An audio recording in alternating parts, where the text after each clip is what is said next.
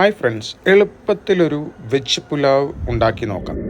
അപ്പോൾ ഞാനിവിടെ dry green പീസാണ് എടുത്തിരിക്കുന്നത്. അതൊരു 3-4 വിസിൽ വെച്ച് വേവിച്ചെടുക്കാം. അതിനുശേഷം നമുക്ക് ആവശ്യമുള്ള പച്ചക്കറി അരിഞ്ഞെടുക്കാം. ബീൻസ്, പച്ചമുളക്, ഉള്ളി അരിഞ്ഞിട്ട് എല്ലാം ചെറുതായിട്ട് അരിഞ്ഞെടുക്കുക.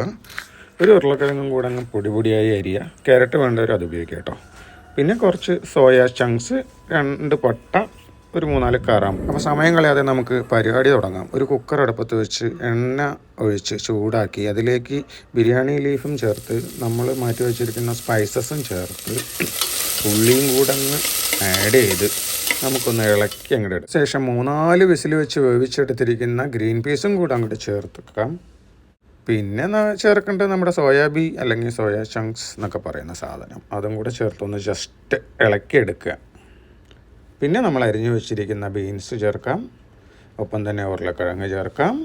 പച്ചമുളകും കൂടെ ആഡ് ചെയ്യാം.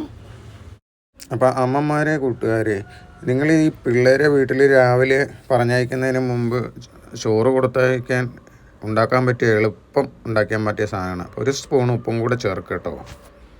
പിള്ളേർക്കൊക്കെ ഇത് വളരെ ഇഷ്ടപ്പെടും.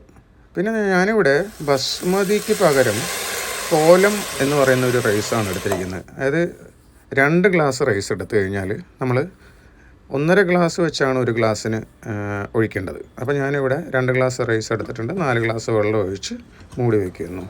ഈ കോലം റൈസ് ബാംഗ്ലൂർ എല്ലാ ഷോപ്പുകളിലും കിട്ടും കേട്ടോ. ഒരു വിസിലേ വെക്കാവുള്ളൂ.